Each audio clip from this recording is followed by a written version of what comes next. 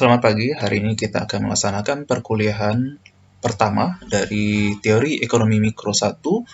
Seperti yang kita ketahui, materi ini adalah materi lanjutan dari perkuliahan yang dilakukan di semester 1. Materi ini nanti bicara di teori mikroekonomi 1 itu akan banyak sekali bicara tentang perilaku konsumen dengan perilaku produsen. Pada materi pertama ini kita coba bahas dari buku varian, bab pertamanya tentang pasar. Sebelumnya kita coba lihat suatu kutipan bagus dari pakar ekonomi makro khususnya. Ini sebenarnya kan pakar ekonomi makro, tapi kita kutip untuk pelajaran kita hari ini. Pertama adalah, teori ekonomi itu tidak akan bisa menghasilkan kesimpulan yang tepat pertama. Jadi tidak bisa kita bisa menghasilkan suatu teori yang mapan, itu tidak. Karena pelajaran sosial itu sangat kompleks sekali, banyak hal-hal yang tidak bisa kita pertimbangkan untuk dari suatu kebijakan. Tapi yang tidak kalah penting adalah ekonomi ini itu bicara tentang cara berpikir. Itu yang harus kalian pahami. Bagaimana cara berpikir kalian benar. Terus dari cara berpikir yang benar itu nanti kita bikin suatu rumusan atau kesimpulan yang tepat. Dari kesimpulan itu kita coba nanti rumuskan suatu kebijakan. Tapi apakah kebijakan itu akan tepat sekali? Bisa jadi ya, bisa jadi tidak. Artinya memang pelajaran sosial itu sangat rumit untuk menjadikan suatu ilmu yang pasti seperti ilmu pengetahuan alam. Oke, kita masuk saja. Dimanapun buku yang kalian pelajari, dari buku mikro, itu selalu diawali tentang bagaimana ekonomi itu membuat suatu model. Model ini adalah, yang dimaksud dengan model adalah penyederhanaan dari realita sosial yang ada. Dari ekonomi adalah bagaimana realita sosial yang sangat kompleks itu kita sederhanakan. Jadi kata kunci dari modeling itu adalah bagaimana penyederhanaan fenomena sosial atau fenomena yang kita pelajari sekarang adalah fenomena ekonomi. Ketika kita menyederhanakan fenomena tersebut, nanti secara sederhana pun kita akan membagi model kita itu dengan dua hal. Pertama, dia bisa bersifat exogenous, bisa bersifat endogenous. Apa yang dimaksud dengan exogenous adalah hal-hal yang berkaitan dengan di luar model kita. Artinya itu tidak kita pertimbangkan mempengaruhi apa yang kita analisa. Nah, itu maka nanti kita bisa mengasumsikan, variabel lain diasumsikan tidak berpengaruh pada apa yang kita analisa. Misal nanti di ekonomi tentang permintaan misalnya, kita bicara tentang bagaimana pengaruh harga terhadap permintaannya. Terus kita asumsikan ada seperti selera agama. Misal kayak seorang muslim, tidak hanya harga saja yang berpengaruh, tapi bagi dia adalah halal dan thayyib misalnya. Jadi halal dan baik itu sangat berpengaruh bagi seorang muslim. Bagi teori ekonomi itu dianggap sebagai masalah selera agama, itu dianggap sebagai variabel yang ada di luar pemodelan kita. Nah, jadi kita asumsikan dia tidak berkaitan di sana. Asumsi variabel lain itu tidak masuk di sana, termasuk selera dan agama. Tapi hal-hal yang sedang kita analisa khususnya itu bisa dikatakan sebagai variabel endogenous. Artinya itu memang lagi kita mau amati. Jadi ketika kita ingin mau amati, itu jadi variabel endogenous kita, termasuk tadi agama sama selera. Kalau seandainya kita lagi butuh untuk menganalisa selera dan agama untuk permintaan, maka dia akan menjadi variabel endogenous gitu. Jadi tergantung kebutuhan kita, mana yang jadi variabel exogenous dan mana variabel endogenous. Oke, kita coba masuk kepada materi selanjutnya. Bagaimana contoh kita membuat suatu model. Ini contohnya adalah pasar apartemen ya. Kalau di buku varian itu bicara tentang pasar apartemen. Atau kalau kalian sekarang sebagai mahasiswa, itu adalah pasarnya kos-kosan. Pertanyaannya bagaimana? Atau lebih tepatnya apa yang mempengaruhi permintaan atau penyewaan apartemen tersebut? Nah, ini contohnya diasumsikan apartemen itu ada yang berada di daerah yang sangat dekat dan ada yang daerah yang sangat jauh. Contoh misalnya kayak ada kos-kosan yang dekat kampus, ada yang jauh dari kampus. Nah, itu seperti itu ya. Terus yang kita mempermudah model ini, ingat seperti yang kita sampaikan tadi bahwa ekonomi itu bicara tentang model dengan suatu hal yang sangat disederhanakan gitu. Kita menyederhanakan hal yang kompleks. Di sini dia sederhanakan adalah bentuk apartemennya mirip gitu. Jadi apakah cat ukuran dan seterusnya, dan fasilitasnya kita asumsikan sama saja. Cuman yang membedakan mereka adalah satu berada dekat, satu lagi berada jauh. Contoh misalnya dekat sama kampus, satu lagi jauh dari kampus. Atau kalau seandainya kita bicara kantor misalnya, ada yang dekat sama kantor, apartemen yang dekat kantor, ada yang jauh dari kantor. Seperti itu. Di sini diasumsikan, kita mengasumsikan dulu. Kita mau mengasumsikan bahwa apartemen yang jauh itu sebagai variable exogenous. Artinya kita tidak mempertimbangkan dalam model. Khusus pada saat sekarang kita ingin melihat apa sih yang mempengaruhi apartemen yang dekat sama kantor, atau apa sih yang mempengaruhi kos-kosan yang dekat sama kampus. Di sini kita mengasumsikan terakhir. Jadi asumsi selalu ya, ekonomi selalu berangkat dari asumsi. Yang terakhir adalah kita mengasumsikan ada banyak penyewa dan yang memiliki lahan. Jadi atau tuan juragan kos-kosan atau juragan apartemen. Jadi ada penyewanya, ada banyak penyewa potensi, dan ada juga juragan dari apartemennya atau pemilik dari usaha apartemen tersebut. Oke, kita coba lihat lanjutannya. Sekarang pertanyaannya, siapa yang akan menyewa apartemen terdekat tadi? Tadi kan kita asumsikan bahwa orang yang menyewa apartemen di luar atau yang jauh sekali itu di luar model kita. Jadi kita tidak mempertimbangkan dulu untuk sementara waktu dalam analisa kita penyewaan di luar yang berada jauh itu. Terus berapa harganya? Oke. Sekarang kita coba lihat bagaimana cara membuat modelnya. Modelnya kita menggunakan asumsi sederhana. Ada dua asumsi yang sangat sederhana. Pertama itu, orang itu dia harus bersifat rasional. Karena kalau tidak rasional, itu kita keluarkan dari model. Karena sulit ya, kalau seandainya dia tidak rasional, harga itu tidak akan menjadi pertimbangan. Tapi kalau seandainya dia rasional, pasti dia akan mempertimbangkan harga. Terus, ada titik keseimbangan ya nanti. Jadi ada dua asumsinya, pasti ada titik keseimbangannya. Artinya nanti harga pasarnya akan menyesuaikan permintaan dan penawaran dari hal tersebut. Oke, sekarang kita coba lihat bagaimana model dari permintaan apartemen tersebut. Misal, diasumsikan ada satu orang yang mau membayarkan apartemen yang dekat itu dengan harga $500 per bulannya.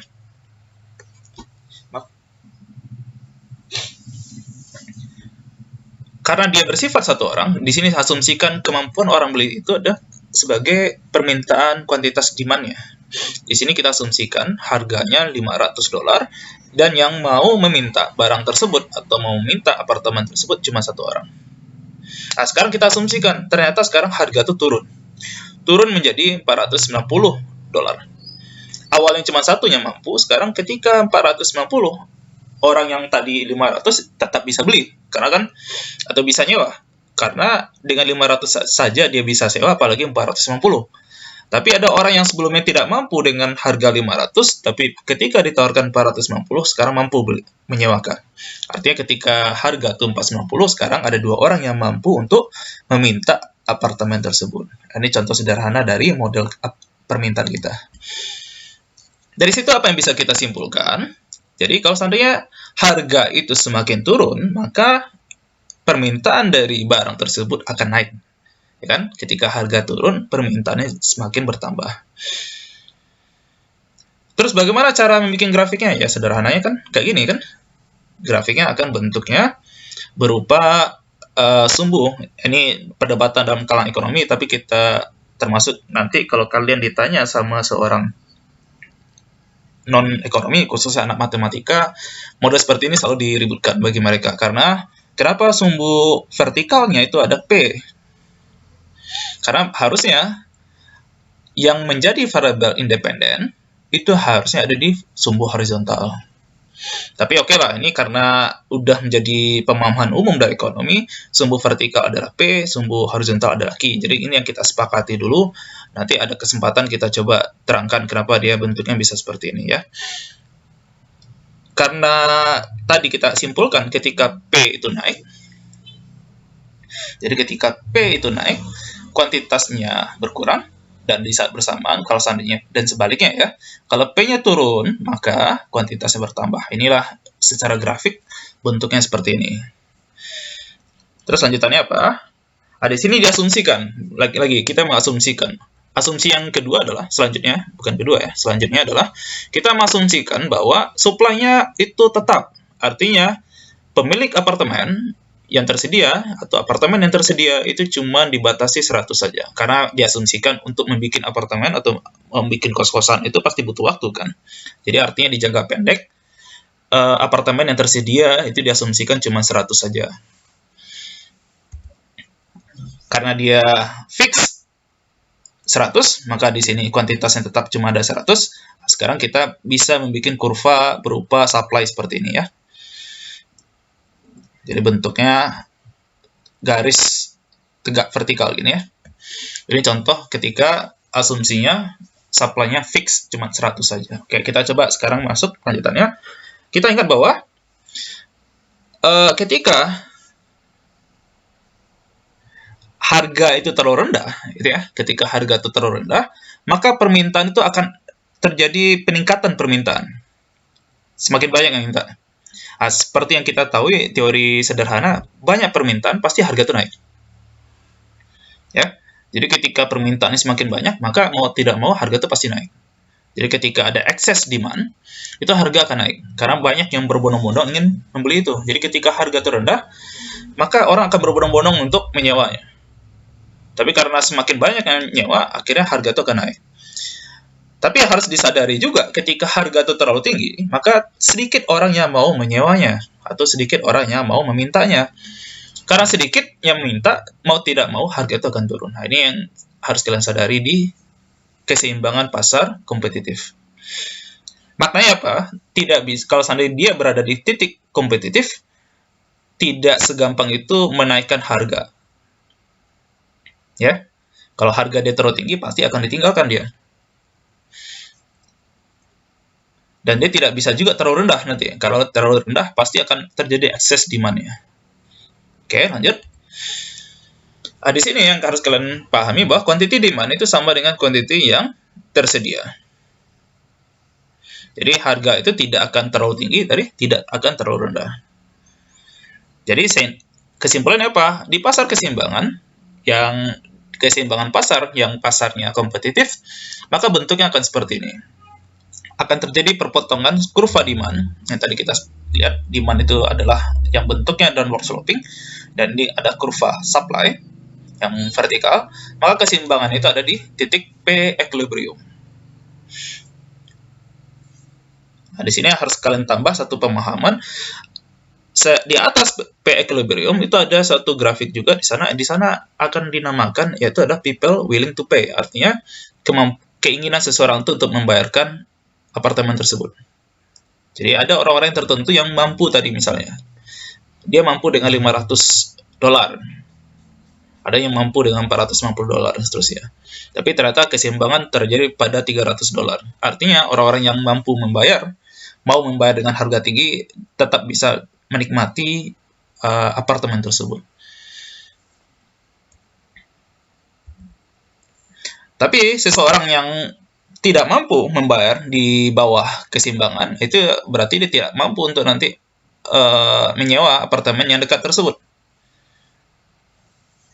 Berarti dia terpaksa nanti menyewa apartemen yang jauh dari kampus atau jauh dari kantor. Oke, lanjut. Nah, sekarang tadi, siapa yang akan membayar atau akan menyewakan apartemen yang dekat sama kantor atau dekat dengan kampus? Artinya adalah orang-orang yang mampu tadi mau atau bersedia membayar di atas harga keseimbangannya. Terus siapa yang menyewa yang berada di jauh dari lokasi misalnya, atau jauh dari kampus atau jauh dari kantor? Itu orang tadi yang tidak mampu membayar di atas keseimbangan tadi. Jadi nanti kesimpulan adalah di pasar kompetisi, alokasinya itu akan bicara tentang willingness to pay. Jadi keinginan untuk membayarnya. Jadi keseimbangan itu berada pada titik keinginan konsumen membayar harga keseimbangannya. Sekarang kita lihat apa yang menjadi variabel exogenous atau hal-hal yang tidak kita pertimbangkan dalam model kita. Tadi kita mengasumsikan cuman harga apartemen yang dekat kampus atau apartemen yang dekat kantor. Yang di luar itu adalah harga, bagaimana dengan harga apartemen yang jauh? Tadi kita asumsikan tidak kita pertimbangkan, maka dia sebagai exogenous dalam model kita. Terus sebagai quantity, tadi kita asumsikan juga quantity apartemen yang berada di dekat kampus itu terbatas, cuma 100 saja misalnya. Jadi kita membatasi dalam permodalan kita, berarti pun kuantitas itu juga menjadi hal yang exogenous dari model kita. Yang tidak kalah penting terakhir tadi juga kita asumsikan pendapatan tidak kita pertimbangkan dalam model kita tadi. Nah, sekarang bagaimana kalau seandainya pertanyaannya kalau variabel exogenous yang berubah, apa akibatnya pada model kita? Nah, ini contohnya, asumsi harga apartemen yang berada di luar atau jauh sekali dari kampus itu naik. Akibatnya apa? Ketika harga di luar itu jadi lebih naik, tinggi, orang pasti akan berpikir rasional, ngapain saya bayar kos-kosan yang jauh sekali tapi harga mahal? Nggak jauh beda dengan kos-kosan yang dekat kampus. Ya udahlah kalau gitu pilihan apa? Cost apartemen itu akan naik. Artinya permintaan terhadap kos-kosan yang dekat kampus pasti akan naik. Atau kalau seandainya kantor tadi contohnya, kalau harga apartemen yang jauh dari kantor itu naik, pasti secara rasional orang itu akan berpikir ngapain saya membayar hal yang sama pembayarannya, sedangkan yang dekat harganya sama, gitu kan? Pasti permintaan apartemen yang dekat kantor atau apartemen yang dekat kampus itu akan naik. Akibat apa? Kurva kita, yang demand kita itu akan bergeser ke kanan. Ketika dia bergeser ke kanan, kesimpulan selanjutnya adalah harga dari apartemen itu pasti akan naik. Ya, apartemen yang dekat kampus pasti akan naik. Ini contohnya tadi, ketika dia berada di titik keseimbangan seperti ini, awalnya keseimbangan ada di titik ini, tiba-tiba harga apartemen di luar yang jauh itu naik. Maka harga apartemen dalam yang dekat itu pasti akan naik karena kurva permintaan kita bergeser ke kanan, ya. Jadi kesimpulannya higher demand cost higher market price. Dengan kuantitas yang diperdagangkan jumlahnya tetap sama, ya. Nah, sekarang kita lihat bagaimana kalau seandainya sekarang apartemen yang dekat sama kampus atau kos-kosan yang dekat kampus itu jumlahnya bertambah. Artinya sekarang supply-nya kita rubah. Terus bagaimana dengan harga? Pasti harga akan jadi turun. Kenapa? Sekarang kita lihat secara grafis. Awalnya di titik seperti ini. Terus tiba-tiba tadi jumlah kuantitas apartemennya bertambah. Jadi terjadi kenaikan dari supply-nya. Akibatnya apa? Tadi harga jadi turun. Keseimbangan kita bergeser dari titik ini ke titik ini, maka harga akan turun. Karena jumlah barang yang ditawarkan sekarang semakin banyak, maka mau tidak mau harga jadi turun. Nah, sekarang asumsi yang ketiga tadi kita contohkan bagaimana model exogenous kita berubah. Satu lagi adalah bagaimana kalau seandainya pendapatan orang-orang yang punya pendapatan itu yang berada dekat yang ingin menyewa di daerah dekat itu tiba-tiba pendapatannya bertambah. Akibatnya apa? Tadi sama dengan kasus sebelumnya, kurva permintaan kita akan naik ke atas. Karena sekarang pendapatannya semakin banyak. Dulunya cuman orang yang 200 pendapatannya pasti mampunya cuman nyewa adalah di bawah 200 gitu kan. $200. Tapi kalau seandainya sekarang atau dengan rupiah misalnya kita asumsikan mungkin awalnya cuma uang jajannya 1 juta sebulan. Berarti yang mampu dia sewa kos-kosannya yang berada di 1 juta ke bawah. Nah, sekarang ternyata tiba-tiba pendapatan dia bertambah jadi 3 juta, berarti dia bisa menyewa apartemen yang berada di atas 1 juta tadi. Oke. Tiba-tiba apa? Ketika income itu naik, pasti demand kita akan bergeser ke atas. Akibatnya apa? Harga akan jadi naik. Jadi harga di apartemen terdekat itu akan naik. Ini contohnya, ketika terjadi terjadi kenaikan pendapatan, akibatnya demand akan bergeser ke atas. Sama dengan kesimpulan sebelumnya, ketika harga di luar naik, ini juga kesimpulan sama dengan ketika pendapatan naik. Itu adalah permintaan akan bergeser ke atas, maka harga itu akan berada di atas titik keseimbangan sebelumnya. Nah, ini contoh bagaimana dampaknya kalau seandainya pemerintah melaksanakan kebijakan pajak. Jadi asumsi di sini adalah bagaimana kalau seandainya pemerintah setempat atau Pemda, kalau seandainya kita berada di Payakumbuh, bagaimana kalau seandainya Pemda Payakumbuh itu mengenakan pajak terhadap pemilik kos-kosan. Terus pertanyaan, apa akibatnya terhadap harga? Terus bagaimana dengan kuantitas kos-kosan yang disewakan? Terus pertanyaan selanjutnya adalah, apakah pajak itu akan dialihkan atau dibebankan kepada penyewa atau tidak? Ini kita coba lihat. Kalau kata si Varian, karena tadi kebijakan pajak itu tidak berdampak pada jumlah supply, karena tadi kan sebelumnya kita sudah ada 100 apartemen atau ada 100 kos-kosan dekat Payakumbuh misalnya. Terus dikenakan pajak, ya jumlahnya nggak berubah, tetap segitu gitu, karena pajak ini nggak akan mempengaruhi supply ya, kata Varian. Terus bagaimana demand? Ya demand tidak akan berubah juga gitu, karena permintaan terhadap kos-kosan tetap sama jumlahnya. Jadi kata si Varian, di pasar persaingan sempurna, pajak itu tidak akan merubah keseimbangan. Ini untuk sementara saja ya. Jadi untuk penyederhanaan model kita, kesimpulan sederhana kita untuk saat sekarang, itu tidak ada dampak pengaruhnya. Walaupun nanti kita coba tambah alat instrumen analisa lebih dalam nanti ya, di materi selanjutnya. Terus harga dan kuantitas di apartemen terdekat pun tidak akan berubah. Jadi kan kesimpulan kalau seandainya harga dia bisa naik tinggi, harusnya sebelum pajak, coba dong produsen atau pemilik usaha memberikan harga tinggi. Ternyata pemilik usaha tidak bisa memberikan harga tinggi karena tidak mampu. Ketika dia harga di atas pasar, pasti ditinggal konsumennya. Jadi artinya di sini kesimpulan untuk sementara ya, juragan kos-kosan lah yang menanggung pajak itu. Walaupun nanti kita akan selama perkuliahan ini akan melihat analisa-analisa lain bagaimana pengaruh pajak itu. Oke, tadi kita mengasumsikan pasarnya adalah pasar persaingan sempurna, tapi di ekonomi, khususnya ekonomi mikro, pasar itu tidak hanya pasar persaingan sempurna. Dia ada banyak sekali, termasuk nanti ada yang pasar persaingan tidak sempurna. Salah satunya, ini contoh saja, kita asumsikan bagaimana contohnya nanti pemilik kos-kosan itu bersifatnya monopolistik misalnya. Di pasar monopoli, nanti kalian pelajari lebih lanjut selama perkuliahan ini, akan diajarkan juga bahwa perilaku monopoli itu bisa melakukan diskriminasi harga, ya. Nanti kita coba lihat di perkuliahan selanjutnya. Tapi khusus untuk pengantar sekarang, kita coba lihat pengaruh dari sifatnya kalau bersifat monopolistik.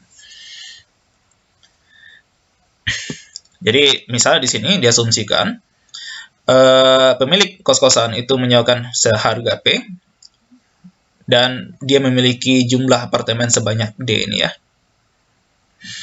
Berarti artinya pendapatan dia itu berkaitan dengan berapa harga dari sewa tersebut dan berapa apartemen yang disewakan. Ya, harus kalian sadari bahwa revenue itu akan rendah sekali, harga itu P-nya mendekati 0, ya kan? Kalau seandainya P-nya 0 berarti ya tidak ada pendapatan. Dia menyewakan gratis kos-kosan itu. Tapi harus disadari juga, kalau terlalu tinggi, sangat tinggi sekali, itu tidak ada yang mau nyewa. Artinya pendapatan atau revenue-nya juga akan 0. Karena tidak ada yang satupun orang menyewa, walaupun harga tinggi sekali, pasti tidak ada penghasilan dari pemilik usaha tersebut. Nah, sekarang kita lihat secara grafis. Ini contohnya, ketika harga itu sangat rendah sekali, permintaannya sangat banyak, tapi revenue kita itu sangat rendah. Karena cuma segini yang bisa kita raih. Jadi yang di akhir ini ya, ini harganya, sedangkan sini kuantitasnya, inilah revenue-nya. Ya, P kali Q. Ingat, revenue adalah di pengantar mikro adalah P kali Q. Atau kalau secara grafik kita melihatnya bentuknya itu adalah persegi panjang di sini ya. Karena rumus P kali Q berarti itu luas dari persegi panjang. Panjang kali lebar ya. Nah, sekarang pun sama, ketika harga itu terlalu tinggi, maka kuantitas yang menyewa atau yang disewakan itu adalah sangat sedikit sekali. Di sini pun sama, pendapatan dari pemilik usaha itu akan rendah sekali. Nah, ini contohnya untuk sederhana saja ya, untuk pengantar sekarang. Keseimbangannya ada di sini. Jadi dia mematok harga yang tengah-tengah lah gitu, tidak terlalu tinggi, tidak terlalu rendah.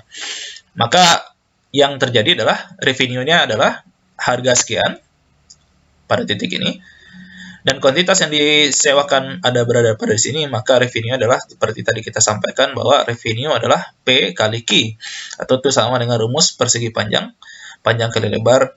Maka disinilah yang diakhir inilah yang menjadi pendapatan dari juragan kos-kosan tersebut. Di sini yang bisa kita simpulkan, ketika kos-kosannya ada 100 tadi, supply di sini, si monopolistik, juragan yang memiliki usaha, misalnya di Payakumbuh cuma satu orang saja yang punya usaha kos-kosan, punya kos-kosan 100 kos-kosan gitu ya. Terus yang disewakan ya tidak semuanya disewakan sama dia, karena dia mematok harga yang sangat tinggi. Tidak semua orang mampu untuk menyewa, karena ada beberapa orang itu cuma mampu di bawah harga keseimbangan ditawarkan sama dia. Berarti di sini ada kekosongan ya, ada satu kekosongan dari penyewaan tersebut. Itu akibat dari monopoli, karena harga terlalu tinggi di atas harga pasar, pasti ada kekosongan dari kos-kosan. Ini ada kelebihan dari monopoli. Nanti seorang monopoli dia bisa nanti melakukan diskriminasi harga ketika dia bisa tahu pasti tentang perilaku konsumennya. Dia bisa tahu berapa keinginan dari konsumen untuk menyewa, atau berapa willingness to pay-nya, berapa keinginan untuk membayar dari seorang konsumen. Ketika dia tahu, dia bisa memberikan harga yang berbeda untuk setiap konsumen. Ini nanti pelajaran lebih lanjut, nanti kita telah lebih dalam ya. Ini contohnya ketika dia tahu konsumen P1 ini tahu mau menyewa dengan harga 500, konsumen 2 itu mau menyewa dengan harga 490. Ini dengan sangat lihai ya, nanti seorang monopolistik itu dia bisa menerapkan diskriminasi harga. Contoh sederhananya nanti misal ada seseorang dengan yang umum kalian tahunya itu ada harga mahasiswa, harga umum gitu kan. Kalau harga mahasiswa lebih biasanya ada diskonnya. Tapi kalau seandainya harga umum pasti lebih mahal, seperti itu. Ketika si monopolistik ini bisa paham atau tahu tentang karakteristik pasarnya, dia bisa menerapkan harga yang berbeda untuk setiap konsumen. Jadi contoh sederhananya, dengan cara diskriminasi inilah dia bisa meraup semua keuntungan dari pasar yang ada tersebut. Ya, ini kelebihan dari seorang monopolistik yang bisa melakukan diskriminasi harga. Oke, cukup sekian saja. Nanti ada tambahan kuliah berupa tugas saja tentang Pareto efisien. Jadi tugas kalian nanti bicara tentang Pareto efisien, dikerjakan di iLearn-nya. Cukup sekian, terima kasih. Mohon maaf kalau ada kesalahan. Assalamualaikum warahmatullahi wabarakatuh.